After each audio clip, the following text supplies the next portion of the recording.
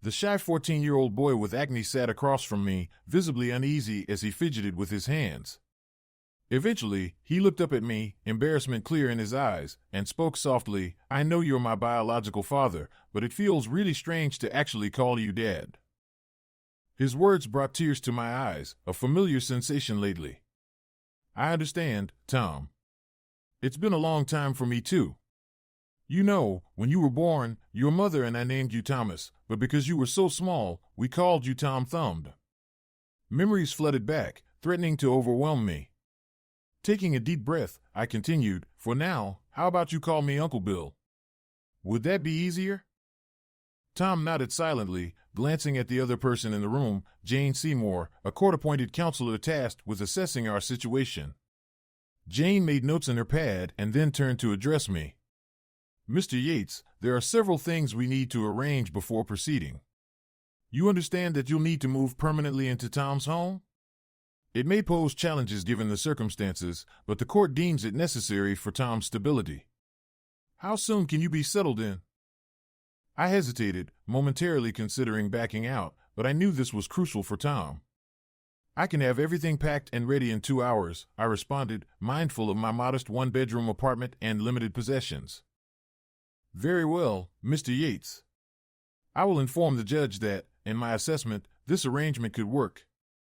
If you organize your end, Tom and I can meet you at his house at noon," Jane confirmed, rising from her seat.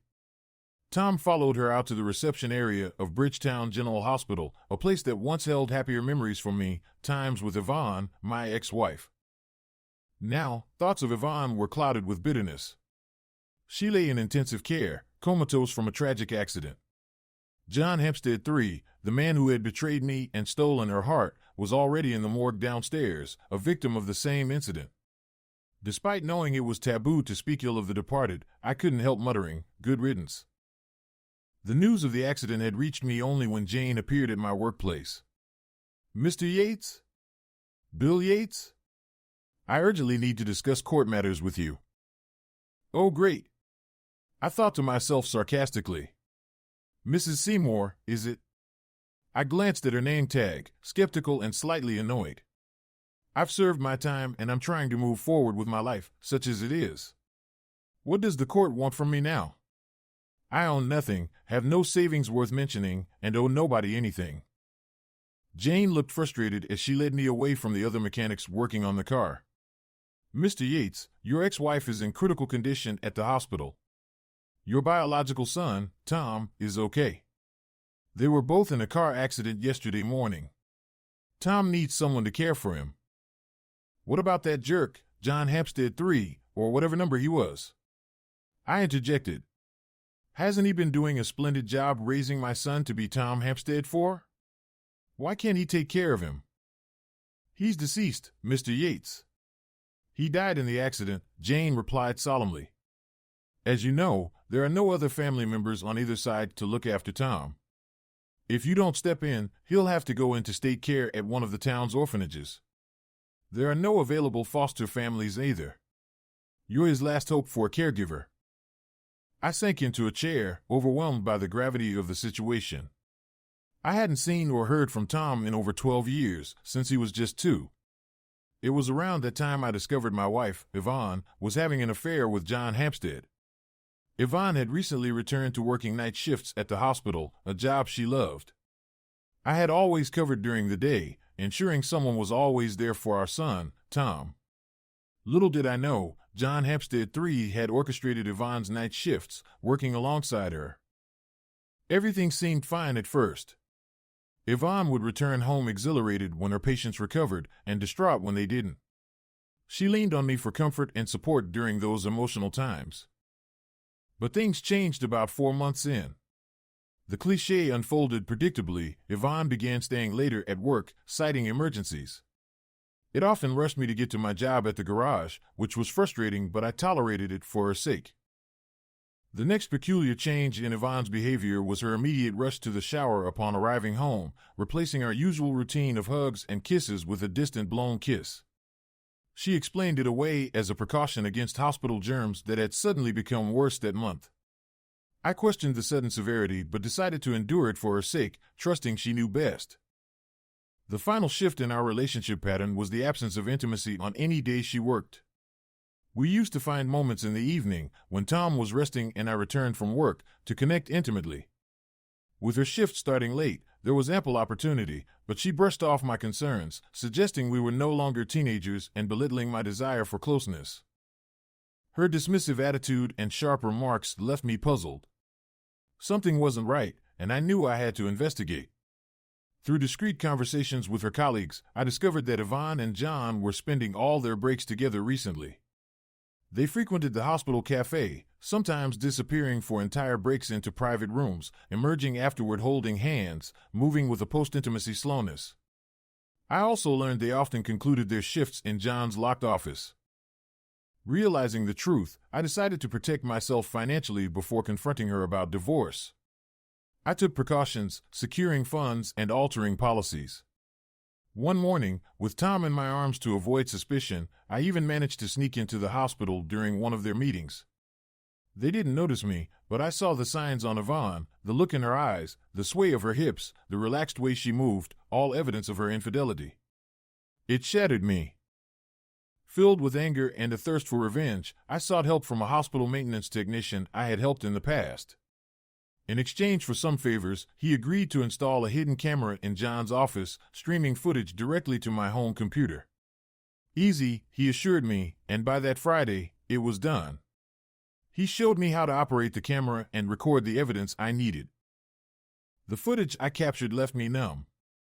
I cried uncontrollably as I watched Yvonne sobbing uncontrollably while John ruthlessly took her from behind. Her tears stemmed from the pleasure she was receiving from another man. Mine came from the devastating realization that my wife was finding pleasure with someone else. Each of her sobs edged her closer to climax, while each of mine intensified my desire to harm them both. I had never felt such intense hatred. It frightened me.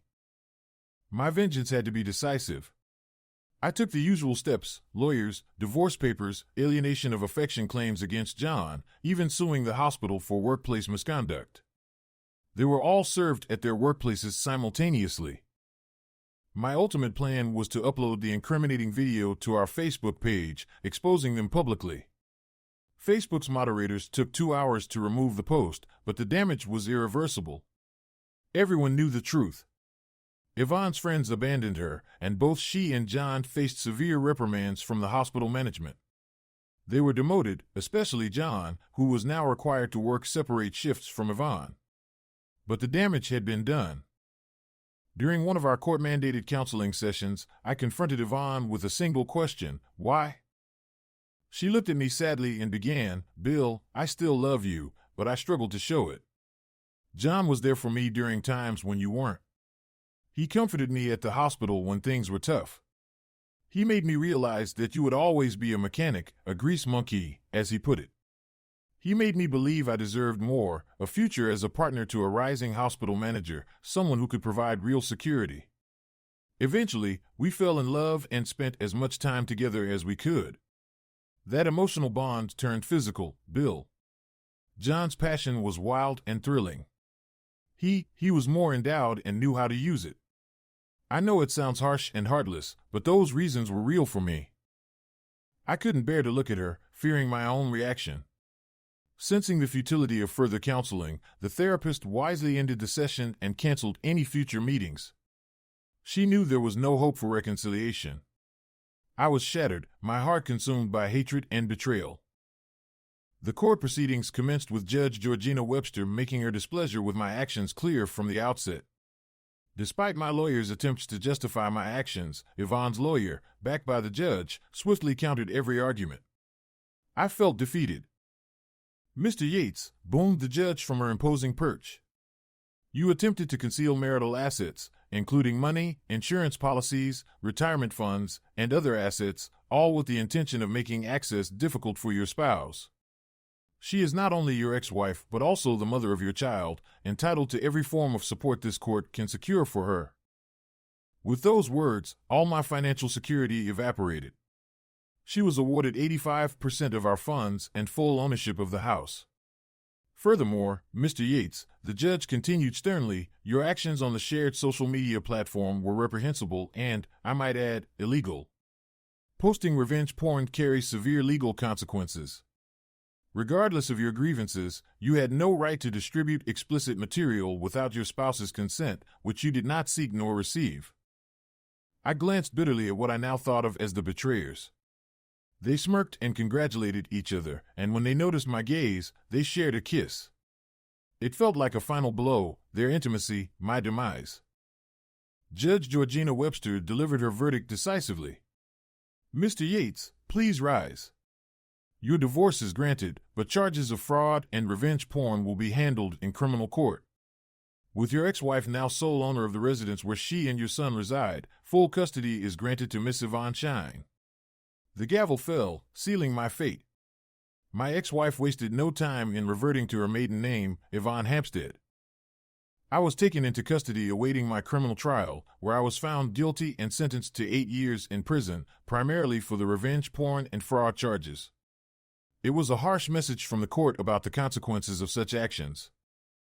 In prison, I served my time in a low-security facility with limited contact from the outside world. There were no visits, no communication with Yvonne, no news of my son, Tom, my little Tom Thumb. I once imagined that if I saw him again, he would no longer be little. Upon release after 7.5 years for good behavior, I managed to regain my old job, albeit with reduced pay and constant probation. I was now an ex-convict, facing diminished job prospects and security. I chose not to reach out to Tom, preferring him to have stability in his current family. I didn't want to disrupt his life further. Life seemed idyllic for the Hampsteads, Yvonne involved in local charities, working part-time at the hospital, and Tom attending a nearby junior school. John had risen to hospital manager. It was clear they had moved on, and I decided it was best not to interfere with their contented life. That is, until the accident happened. When Jane ushered me into their home, it felt like stepping back 12 years in time. The paint on the walls was familiar, the furniture arranged in its usual spots, though now more upscale. The decor reflected more refined tastes with classy furnishings compared to what I remembered. Tom proudly showed me his room, a stark departure from the baby's nursery it used to be. Posters adorned the walls, clothes strewn around, and a hint of teenage musk in the air. I nodded approvingly before moving on. As I walked down the hall, my instinct led me towards what used to be my and Yvonne's bedroom, but I stopped myself just in time. Jane noticed my hesitation and closed the door swiftly. "You don't need to go in there, Mr. Yates," she said kindly. "Your room is the third one down. I'm sure you remember where it is." The guest bedroom, now my temporary space, was surprisingly spacious. It had once served as a study during my time here. I knew I had to adjust my mindset if this arrangement with Tom was going to work. He needed my support now more than ever. My belongings fit neatly into the wardrobe, and I made my way to the kitchen where Jane and Tom were waiting. "Bill, I've checked the cupboards and fridge," Jane began. "There's plenty of food and essentials. The court has allocated a weekly allowance for you as Tom's carer. I've left some food vouchers and cash to get you started. If you need anything, my contact details are in the folder on the table. Don't hesitate to call anytime. I'll be checking in daily to see how things are going. I've also arranged with your boss for you to work hours that accommodate Tom's schedule." He wasn't thrilled, but we managed. "Thanks," I replied gratefully. I was wondering how that would pan out. I suppose dealing with my boss will be another challenge added to the list. Oh well, we do what we must. After Jane left, Tom and I roamed through the house, awkwardly avoiding direct eye contact. I feigned interest in the decor while he stole glances at me. We both knew we needed to talk, and neither of us relished the prospect. Conversations of this gravity weren't easy for a 14-year-old. "Hey, Tom, can we sit down for a bit?" I ventured. "Sure," he replied tentatively. "This isn't easy for either of us," I began cautiously. "Your mom is really sick in the hospital, and the man you've known as Dad is gone." He welled up with tears, struggling to hold them back, typical teenage stoicism. I wanted to embrace him, reassure him that everything would be all right, but the intimacy between a father and son that should have existed was absent. We were strangers navigating unfamiliar terrain together. Tom, do you think Mom will be all right? He asked once he regained control of his emotions. I'll be honest with you, Tom. I don't know. The doctors don't even know. We just have to hope and pray that she pulls through. It felt strange to be hoping for Yvonne's recovery after all the resentment I had harbored toward her and John. Will you come up with me when I visit her? He asked. Of course, Tom. I'm here for you while we navigate through this mess. But it's getting close to dinner time and I'm starving. What about you? I chuckled inwardly at my own redundant question. What 14-year-old isn't always hungry? Sure, Uncle Bill, Tom replied awkwardly. I'll show you where everything is. Sorry, but I'm not much good at cooking or anything. I hesitated at being called Uncle Bill again, but I knew it was something I'd have to get used to. Tom showed me around the kitchen, and I managed to whip up a satisfying meal that we ate in relative silence. Our relationship was going to take some effort to build. After dinner, Tom retreated to his room to finish his homework, giving me some much-needed quiet time. I settled into a plush, comfortable lounge chair that had replaced my old one in the same spot. As I sat there, I couldn't help but reflect on the past. If only I hadn't pursued that foolish revenge, I muttered to myself. I could have had visitation with Tom, gotten to know him, his likes, dislikes, fears, desires. I glanced around the house, imagining what could have been our home if Yvonne hadn't been swayed by John's betrayal. Would have, could have, should have, I sighed aloud. At that moment, Tom entered the lounge. Sorry, Uncle Bill. What were you saying? Just thinking, Tom, about how things have turned out for us. This chair, or at least its predecessor, used to be my spot. The TV, a small basic one, was over there. I gestured to where a potted plant now stood. I'd sit here after work, have a beer, while your mom cooked dinner on her nights. I paused, struck by how much had changed. Uncle Bill, Tom began tentatively. You were married to Mom before Dad married her, right? I braced myself, knowing the questions that must have plagued Tom over the years.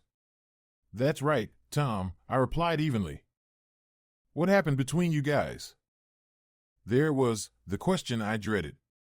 Answering it could shatter Tom, just as it had shattered me years ago and continued to haunt me today. Tom, I know you've probably wondered about that for a long time. Did you ever talk to your mom about it? I tried, but she always said we grew apart and divorced. She mentioned I did some stupid things that got me sent to jail. She also said I chose not to see you. He rushed through those last words, his emotions palpable. Poor kid, I thought. He's never heard the full truth. Thinks I stopped loving him and didn't want to see him. Tom, some of what your mom told you is true. What I'm about to tell you might be tough. Remember, every story has two sides. She has her truth, and I have mine. Do you understand, Tom? He nodded solemnly. Tom, your mom and I were truly happy together. When you were born, it was a testament to the deep love between us. You were the embodiment of that beautiful love. We couldn't get enough of you.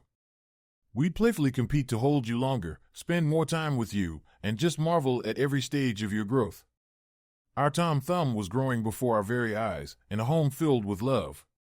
This one. I paused, feeling my eyes well up again. Tom's eyes were moist too. Do you want me to continue, Tom? He nodded silently. Tom, everything was fine until your mom went back to work at the hospital.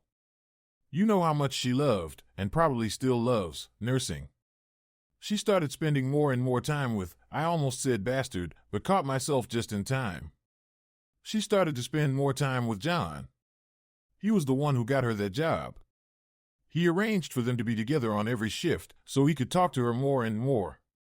Eventually, I paused, trying to find the right words. Eventually, John convinced your mom that she would be better off with him rather than me. He was a high-powered manager, and I was just a lowly mechanic, a grease monkey as he called me. Your mom started believing him more and more, to the point where she looked down on me and started regretting being married to me. They started acting more like a married couple while they were at work. What do you mean by that, Uncle Bill? Tom asked. What do you mean, like a married couple? I didn't want to go into those details, Tom. But I see that you're not a kid anymore. Yes, they had a sexual relationship behind my back, Tom. I didn't know about it for a few months, but eventually, the truth came out. They tried to hide it from me while your mom was still married to me. When I found out and gathered the evidence, I was angrier than I've ever been. I'm not typically an angry person, Tom, but I was furious. That's when we got divorced. My anger led me to do things that were seriously wrong, and I was sentenced to 8 years in jail. It was my own fault, Tom. I deserved to be punished. What I did nearly destroyed your mom and John. Tom looked at me, waiting for my response. When I hesitated, he prompted, "What did you do to get sent to jail?" I took a deep breath, grappling with whether to disclose the truth. But I owed Tom honesty if we were to build any semblance of a relationship. I posted a video online of them having sex, and I tried to take as much money as I could before the divorce, I admitted finally. It was out there now. Tom burst into laughter at my confession. You did what? That's some seriously wild stuff. Oops, sorry, didn't mean to swear. That's messed up. I know, Tom. It was messed up of me. I regret ever stooping to that level as revenge for what happened. I should have just accepted the divorce and moved on. Maybe then I could have been around more and we could have had a more normal life as a divorced family, I reflected somberly. No, Uncle Bill, you're not getting it. When I said messed up, I meant cool. Tom corrected me with a smile, amused by my lack of modern slang. Well, sorry, Tom, but the courts didn't see it that way. I ended up in jail, you know. I can't tell you how many times I waited during visitation days, hoping to see you. No one ever came. I thought your mom and her new husband had moved away. I gave up hope of ever seeing you again. When I was finally released after all those years, I tried to move forward with my life as best I could as an ex-convict. It was much harder than I anticipated. I was shocked when the same system that put me behind bars asked me to take care of you now. I thought they'd never want anything to do with me. I think Jane had a hand in it, but I'm not sure. Anyway, I'm scared as hell about this situation. You're my son, yet we're strangers. I don't even know where to begin to get to know you. I've been a bit of a recluse lately, so my social skills are rusty. And my dad skills? They're definitely stuck in the Ice Age. Tom absorbed my words silently, clearly wrestling with the two different narratives of our past. Uncle Bill, and soon I'll try calling you Dad, thanks for telling me what happened. You might need these, he said, gesturing to a box of tissues beside him. Unbeknownst to me, tears were streaming down my face. Reliving those memories had reopened old wounds. After that, a routine settled in. I made breakfast for us both, Tom went off to school, and I went to work. The awkward tension about my presence gradually eased, allowing me to go to work feeling somewhat content. My reclusive habits started fading, and my colleagues began to see the real me again through banter and camaraderie. I'd return home before Tom, tackle the housework, and soon Jane would drop by to check on us. She noticed the improved rapport between Tom and me and commented one day, "You guys are doing great. I think I'll visit only once a week from now on. Which day works best?" I replied that Wednesday would work best, as it tended to be less hectic. Tom typically had his homework finished, and I managed to stay on top of household chores. With that settled, Tom and I visited the hospital every other day. During these visits, he would sit with his mom and update her on everything happening in his life. I waited in the waiting room during these times. I still couldn't bring myself to face Yvonne. Tom understood my reluctance to enter a room but would often remark on how she appeared when he emerged. Tom's school was incredibly supportive, which was evident when he handed me a letter from the school about the upcoming parent-teacher conferences. He looked at me expectantly as I opened the envelope. "Uncle Bill, you'll come with me, won't you?" I felt a lump in my throat but assured him I would. It would mark the first official recognition of my role as Tom's parent and carer. When we arrived for the interviews, I greeted Tom's teacher, who immediately asked, "And you are?" "Hi, I'm Bill Yates, Tom's dad," I replied as naturally as possible. "I see. I notice Mr. John Hempstead is listed as Tom's father. Just a moment, please, she said, stepping away to confer with someone in administration nearby. Upon returning, she was very apologetic. I'm terribly sorry, Mr. Yates. Please forgive me. Our records haven't been updated to reflect your current, situation. However, I'm pleased to inform you that Tom is making excellent progress. His grades, as indicated in his report here, are outstanding. He's a fine young man who works diligently. All his teachers commend his strong work ethic and ability to get along with everyone. You should be very proud of him. I glanced at Tom, who seemed quite embarrassed. I am, and thank you. The ride home was mostly quiet until I finally broke the silence. You know I meant what I said, Tom. What was that, Uncle Bill? He asked. I'm proud of you. Very proud, son, I managed to say, my voice catching. Our routine was abruptly interrupted one Wednesday evening when Jane arrived and immediately received a phone call as we opened the door. What? That's fantastic news. I'm here now. I'll inform them right away. Thank you. She hung up and looked at both of us, though her announcement was aimed at Tom. Your mom has regained consciousness from the coma. She can't speak properly yet, but is able to have visitors. Maybe even two. Her last comment was directed at me. Tom was beside himself on the way to the hospital. Mom's okay. Mom's okay, he repeated excitedly. Tom, that's wonderful news, but I have to remind you not to expect too much just yet. It takes time for your mom's body to fully recover after being in a coma for so long. I know, Uncle Bill, but at least it's a step in the right direction, right?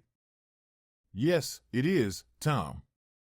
I'm so happy for you, I replied, though I couldn't muster the same sentiment for Yvonne. It was a chaotic scene at the hospital. Tom rushed straight to his mom's room, where a flurry of medical staff surrounded Yvonne, adjusting monitors, updating charts, and arranging pillows. I kept reminding myself that these were her colleagues, just as eager as Tom to see her. Tom sat beside her immediately, taking her hand and kissing her on the forehead. When Yvonne opened her eyes and smiled, it brought tears to everyone in the room, including me. I almost shed a tear myself, almost. I stood outside the room, observing. Yvonne tried to speak, but only her lips moved. The effects of the breathing tubes and medical procedures were evident. Thankfully, Tom did most of the talking until the medical team ushered him out for further post-coma care. Can we come again tomorrow, Uncle Bill? Yes, of course, Tom. We'll come every day right after you get home from school.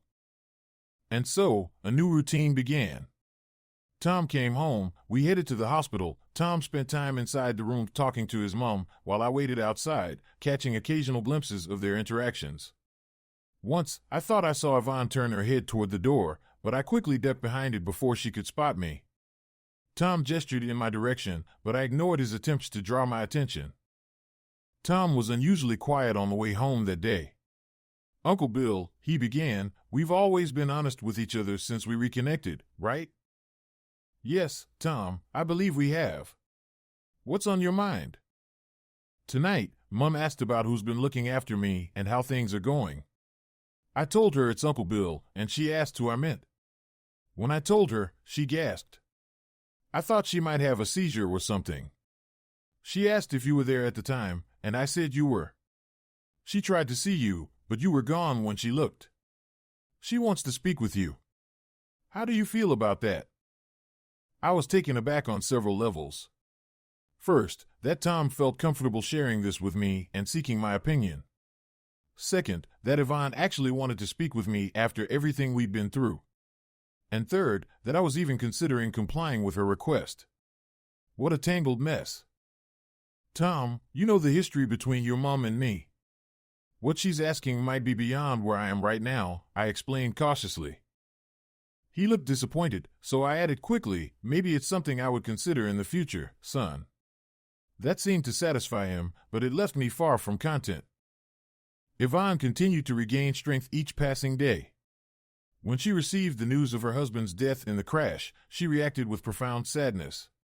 She still loved the bastard, I thought bitterly. However, this grief was balanced by the relief that Tom was safe and well cared for. As for how she felt about me being the one taking care of Tom, I didn't dwell on it. My focus was solely on Tom and ensuring he had everything he needed. Jane's next visit brought unexpected news. Bill, Yvonne really wants to talk to you. She's asking to see you, alone if you're willing. I'll take care of Tom while you're with her, if you want, Jane suggested. Anger from years past surged within me. How dare she? I exploded at Jane. After everything she and that bastard did to me. All the suffering I endured because of her betrayal with him. The hurt, the disrespect, the utter contempt they showed me nearly drove me to end my life. The only reason I held on was for Tom, my Tom Thumb. And now she wants to speak with me? Now, after all these years? After all the mischances to let me and my son have some semblance of a relationship? That selfish woman. Maybe she realizes now that I'm the only father figure Tom has left, now that that asshole is finally dead. She thinks she can mend bridges? Not a chance, Jane. I still feel nothing but disdain for her, and that will never change. She and her deceitful husband can rot in hell for all I care. With those words, I stormed out, slamming the door behind me. It didn't take long for my anger to subside. I returned to the house, where Jane and Tom were sitting quietly at the dinner table. Tom's tear-streaked face tugged at my heartstrings.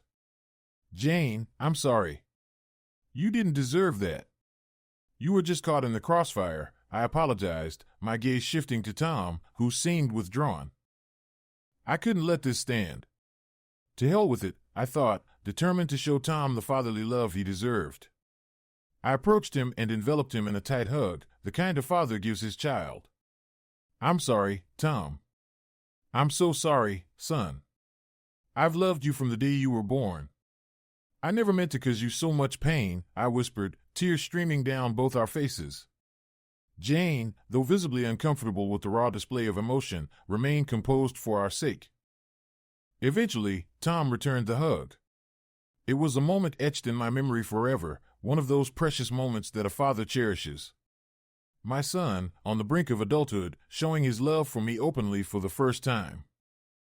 I'm sorry, son. What your mom is asking for is really difficult, I managed to say. Jane looked at me with teary eyes and said, Bill, you know it will have to happen eventually. You'll know when the right time is. Just don't wait too long. With that, she left us. Tom and I remained alone. I lost track of time as we went about our evening routine, me preparing dinner, Tom setting the table. She's right, Dad. You'll have to do it someday, Tom said before leaving the room. I stood there, holding the saucepan, stunned. Did he just call me Dad? Holy shit, he said Dad. My son called me Dad for the first time since he was 2. I couldn't stop smiling through dinner. What's with the grin, Dad? Tom asked during dessert.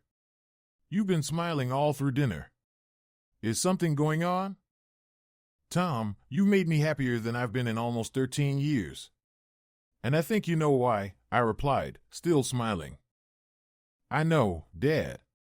I've realized what you've been through, all for my sake. You're the real dad, and I just realized what that means to you. I've called another man Dad most of my life, but I've always known you were my dad. He was just a surrogate, someone Mom chose. I choose you, as you chose me the day I was born. I appreciate everything John did for me, but your love as my biological father was always there, waiting for me to see it. I'm glad I realized it before it was too late, or before you became an old man. He punched me playfully on the arm. The next meeting with his mom was emotional. She was speaking clearly now, but Tom seemed agitated, and Yvonne was sobbing into her hands. I decided to intervene. As I entered the room, both of them fell silent. Bill, she whispered. Hi, Yvonne, I managed. Thank you for taking care of Tom while I was out, she said softly. He's my son, I replied firmly. Yes, he is, she agreed. He always was and always will be, I asserted. Bill, I'm sorry for how things. She started. Don't go there, Yvonne, I interrupted, my tone grim. That's a conversation for another day, if ever. Just know that our son is in good hands. I'm doing my best. He knows my side of the story from our divorce, just so you're aware. You might need to talk to him one-on-one and tell him the truth from your perspective. With that, I left the room. Tom came out shortly after. Thanks for breaking the ice, Dad. I appreciate it. I don't know about breaking the ice, Tom. More like skating on an Arctic glacier. I joked. He smiled. He was my son. Soon, inevitably, it was time for Yvonne to leave the hospital, and naturally, she had to come back home. This house was starting to feel like my own again, ours, Tom's and mine. Now, she had to return to it. This was going to add another layer of complexity. The day arrived when she came to the door, accompanied by Jane as always. They went straight to the main bedroom where Jane helped Yvonne settle into her bed, arranging pillows and all the necessary items around her to make her comfortable. I kept my distance. Tom was there, tending to her every need.